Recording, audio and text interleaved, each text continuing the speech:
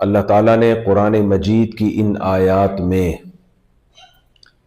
پورے دین کا اور اسلام کا خلاصہ بیان کیا ہے.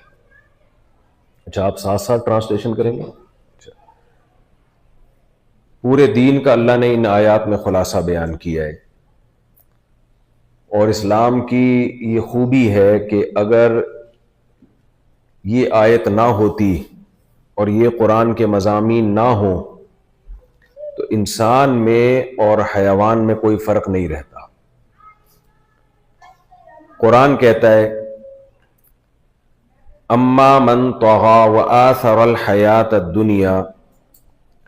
دنیا میں دو طرح کے لوگ ہیں، ایک سرکش لوگ، نافرمان لوگ، برے لوگ، اور دوسرے اچھے لوگ.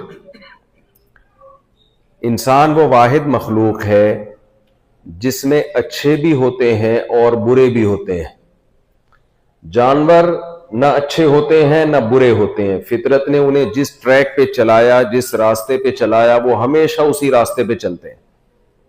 جو صفات ان کے اندر فطرت نے، قدرت نے ڈال دی ہیں، وہ صفات چینج نہیں ہوتی. لیکن انسان میں ظالم بھی ہیں، عادل بھی ہیں، سخی بھی ہیں، کنجوس بھی ہیں، حیا والے بھی ہیں، بے حیا بھی ہیں، بہادر بھی ہیں، بزدل بھی ہیں، شکر گزار بھی ہیں، ناشکرے بھی ہیں، غیرت مند بھی ہیں، غیرت لیس بھی ہیں. یہ ساری صفات انسانوں میں ہوتی ہیں، یہ جانوروں میں یہ صفات نہیں ہوتی. آپ ساتھ ساتھ ترجمہ کریں گے یا بیان کے بعد کریں گے؟ بیان کے بعد ابھی پھر تو یہ کریں. جی He recited 2 verses of Surah Naziat, وَأَمَّا مَنْ طَغَى, and then those who disobey Allah subhanahu wa ta'ala, for them the abode is Jahannam, and for those who obey Allah subhanahu wa ta'ala, the abode is Jannah. Mufti Sahib mentioned that this is actually the whole khulasa and the whole completion of our deen. And if these verses were not there, then we may be misguided. That he mentioned that the difference between insan, mankind, and animals are that insan, mankind, that is us, we have the choice to obey Allah subhanahu wa ta'ala or to disobey Allah subhanahu wa ta'ala. No. Obey Allah subhanahu wa ta'ala کی طرف تو میں بھی آیا نہیں ہوں. میں to do good or bad. G good who. Yeah, to be obedient to yourself and to be respectful or disrespectful, to be good or bad.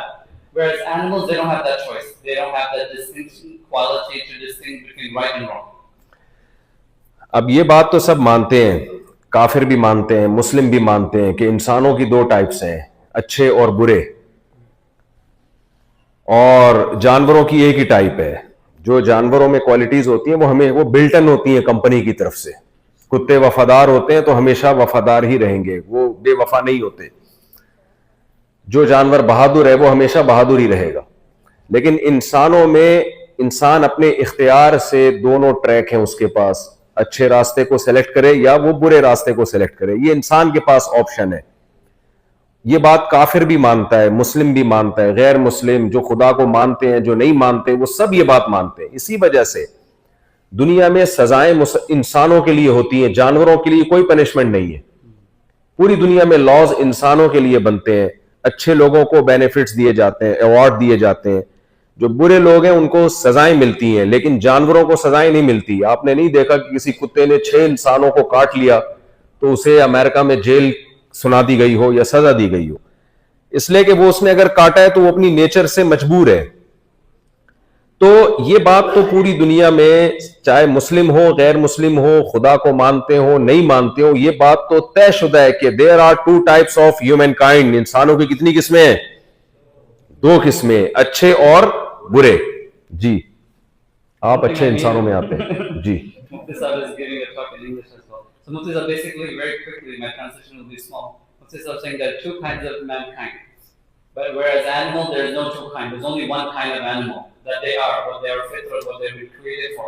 Insan are the ones that I mentioned earlier, they have choice. There will be good kind of people or bad kind of people. And hence that's why the reward and punishment is dealt only with humankind.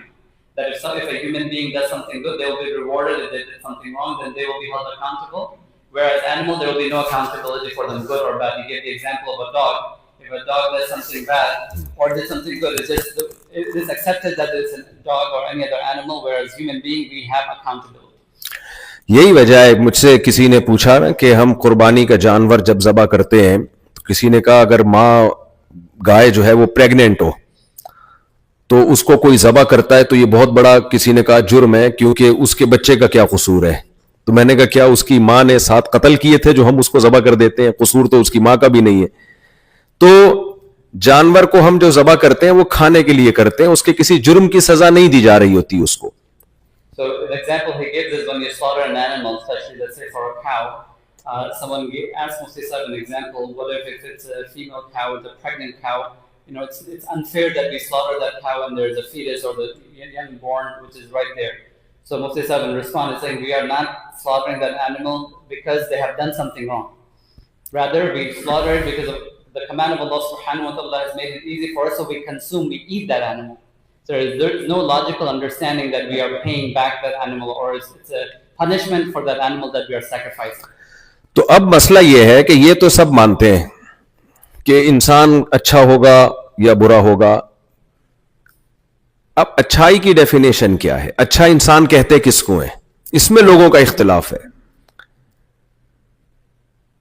اچھا انسان کہتے کس کو ہیں؟ اسلام کا دعویٰ یہ ہے کہ یہ گاڈ خدا اللہ ڈیسائیڈ کرے گا کون سی کوالٹیز ہیں, کون سی صفات ہیں جو اچھی ہیں, وہ اپنے اندر پیدا کرو گے تو آپ اچھے انسان کہلاؤ گے, اور کون سی صفات ایسی ہیں, کون سی کوالٹیز ایسی ہیں جو آپ اگر اپنے اندر پیدا کرو گے تو آپ برے انسان کہلاؤ گے. اسلام نے اس کو بہت اچھے طریقے سے ایکسپلین کیا ہے, جس کو کہا جاتا ہے وحی. خدا بتائے گا, اگر خدا نہیں بتائے گا تو انسان خود فیصلہ کریں گے. اور انسان کے لیے جب اچھائی اور برائی کا ایک کرائیٹیریا, ایک معیار متعین کرتا ہے, اس میں ڈنڈی مارتا ہے, اس میں دھاندلی کرتا ہے, 2 نمبری کرتا ہے. جی. So Mufti is saying now when we speak about mankind, the qualities of mankind, when we mentioned earlier the good and bad, when we're speaking about the good nature of a human being, who decides that? So he's saying that we get that definition of what makes a person good is what we get from Allah subhanahu wa ta'ala, because it cannot be man-made qualities or man-made criteria.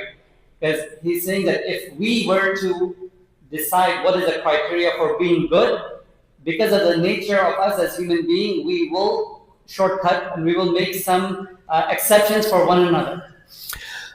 اگر ہم انسانوں سے, خدا سے نہیں فیصلہ کرواتے کہ اچھائی کسے کہتے ہیں, برائی کسے کہتے ہیں, گاڈ سے نہیں پوچھتے, خدا سے نہیں پوچھتے, تو ہمارے پاس پھر اچھائی اور برائی کو متعین کرنے کے لیے بہت ساری چیزیں. ایک ہے کلچر. کلچر ڈیسائیڈ کرتا ہے کہ یہ اچھا ہے, یہ برا ہے. تو آپ کیا سمجھتے ہیں ہم کلچر پہ چھوڑ سکتے ہیں؟ اس کا مطلب یہ ہوا کہ اگر کلچر برا ہے تو وہ برے کو اچھا کہے گا اور اچھے کو برا کہے گا. ایک جہیز کی رسم ہے ہندوستان پاکستان میں, کس قدر لڑکیوں کی زندگیاں اس رسم نے تباہ کر دی ہیں, برباد کر دی ہیں, خودکشیوں کی رپورٹس ہیں. جہیز کلچر کیا کہتا ہے؟ بیٹی کو بغیر جہیز کے نہیں رخصت کرنا چاہیے. تو ہم اگر کلچر کو فالو کریں گے تو کلچر بہت ساری چیزوں میں ہمیں غلط چیز کی طرف لے کے جاتا. کلچر ہومو سیکشولیٹی, لوط علیہ الصلوۃ والسلام کی قوم کا جو کلچر تھا اس میں ہومو سیکشولیٹی بہت زیادہ پھیل چکی تھی. جب لوط علیہ السلام نے اپنی قوم کو سمجھایا کہ یہ برا ہے تو قوم نے کیا کہا, یہ ہمارا کلچر ہے, اگر آپ کو یہ پسند نہیں ہے تو آپ ہمارے علاقے کو چھوڑ دیں, آپ کو اس سوسائٹی میں رہنا پڑے گا تو اس کلچر کو فالو کرنا پڑے گا, اگر آپ کو یہ پسند نہیں آپ ہمارا علاقہ چھوڑ دیں. تو اس سے ہمیں پتہ چلتا ہے کہ ہم کلچر کو بیس نہیں بنا سکتے, کلچر کو بنیاد نہیں بنا سکتے کسی چیز کو اچھا یا برا کہنے میں. کلچر میں کرپشن عام ہوگی تو کلچر جو کرپشن نہیں کرے گا اس کو کلچر برا کہے گا. آپ نے دیکھا ہوگا لوگ کہتے ہیں نا یہ تو بھائی سبھی جھوٹ بولتے ہیں, سبھی 2 نمبری کرتے ہیں. تو سب کے کرنے سے, کلچر کے کرنے سے اچھی چیز بری اور بری چیز اچھی نہیں ہو جاتی. تو اس سے پتہ چلا ہمارے پاس کلچر کو فالو کرنا, یہ طے کرنے کے لیے کہ ہم کلچر سے ڈیسائیڈ کروائیں اچھا کیا ہے برا کیا ہے, یہ کوئی معقول طریقہ نہیں ہوگا.